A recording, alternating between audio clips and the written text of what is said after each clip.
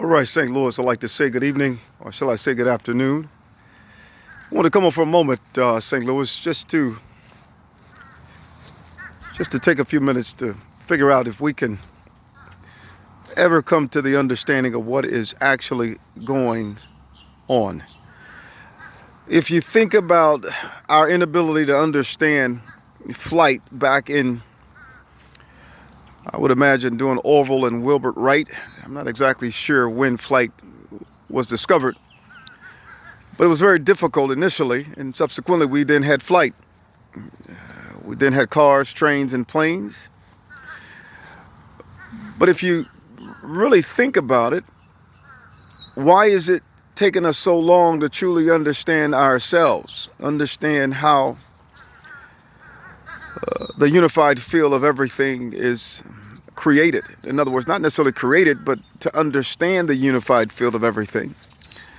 Is the world itself gravitational? Is it electromagnetic, weak or nuclear or strong force?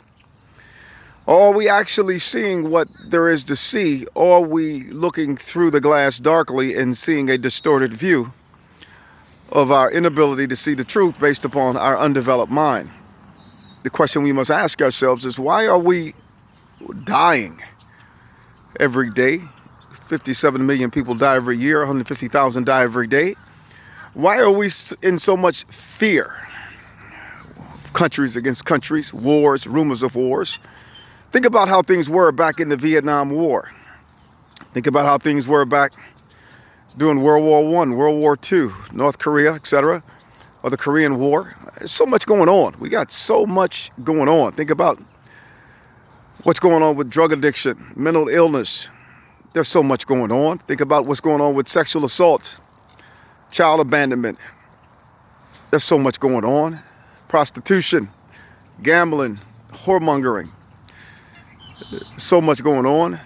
Think about how many religions there are, from Christian to Buddhist, Hinduism, Satanism, and all kind of isms. Just take time to think about what is actually going on, but we must begin to understand, how are we able to see and come to the realization of what is actually going on? We must, first of all, acknowledge and recognize what we see, and hopefully acknowledge what we see as truth. But what if it's not true? What if we're only able to see at the development of our mind, and we can't come to the realization that we are seeing the world not as it truly is, but yet we are building this world in the direction in which we should not go. So we're building the world towards death. Many of you study the Bible from Genesis to Revelation, 66 books in the Bible, and it say that many have taken the wide gate that lead to destruction and the narrow gate that lead to life. Not many people find. Is it possible that we have not found the truth because we hadn't reached the developed mind to know that we didn't know? Or is it possible we're looking for something outside ourselves and coming up with deities and gods that are not gods, but fail to realize we must become that perfect sound, but yet we have not the ability to measure the position and the velocity to be able to see behind the place in which we dwell. Many talk about the matrix based upon our senses: taste, touch, smell, hear, see, etc. I want to believe that everything is based upon us having the inability to go beyond the veil. So as a result, that veil, which is the mind, has become our prison.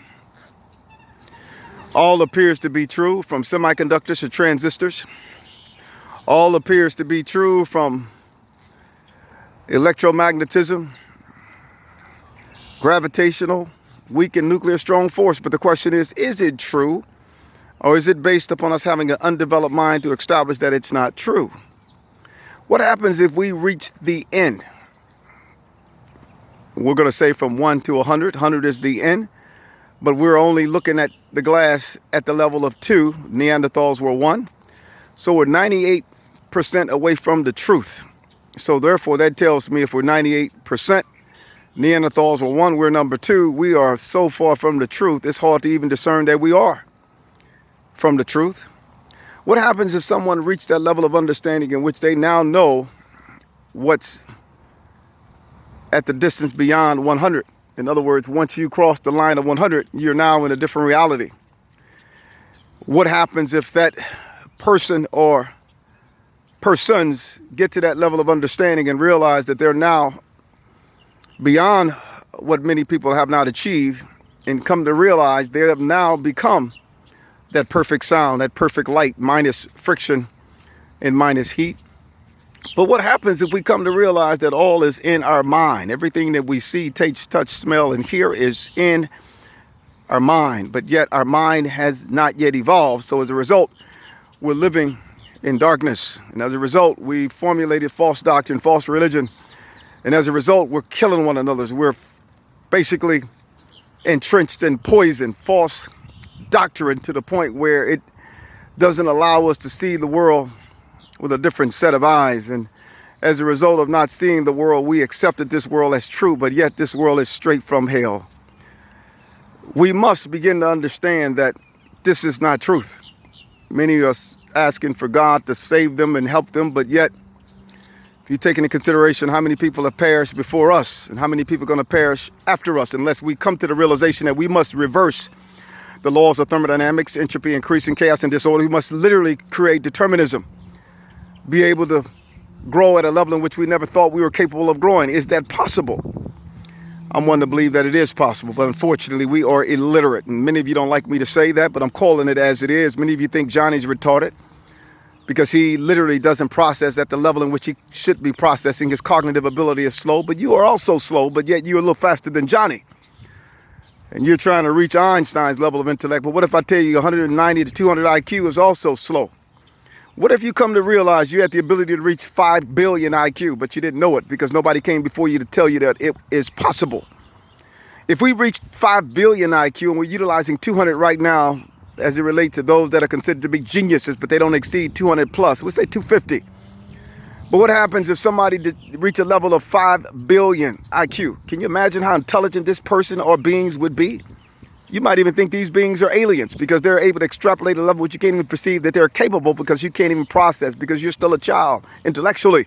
But yet you don't know because you think you went to Harvard, Yale, Princeton. You got the Nobel laureate. You're a Rhodes Scholar, etc. But you fail to realize you are blind as blind can be because you haven't yet exceeded the 100. You're still at number 2, one step ahead of caveman, which is number 1. We got problems. And the reason we have these problems and the reason we're sick and suffering from all kinds of viruses, from coronavirus to black flu, Spanish flu, all kinds of flus and things and toxicity, is because we haven't reached the level of sound that can literally cause us to leave the place in which we call Earth, which is in our mind.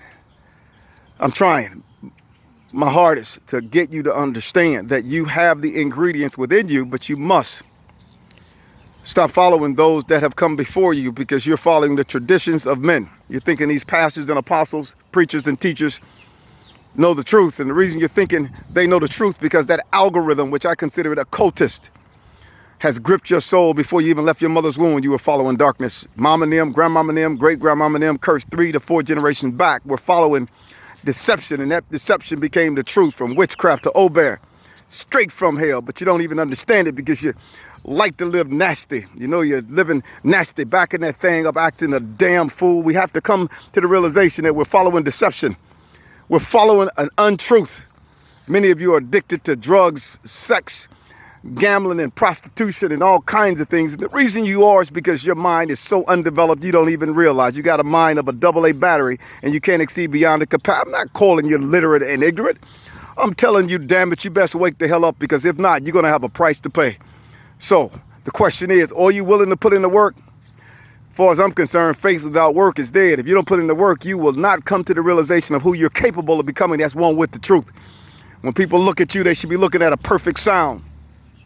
I'm one to believe that we have the ability to literally create a warp drive, literally bring space at absolute negative 273 down to Earth. And as a result, when they see you, they're looking at your father. We must make a difference, because if not, our grandbabies and great grandbabies and our children are going to continue to play the same old games that we've been playing since we've known ourselves, and the devil is a liar.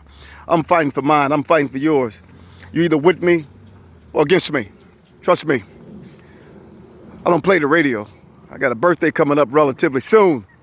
I can't believe I'll be 60 years old. Man, but age is just a number.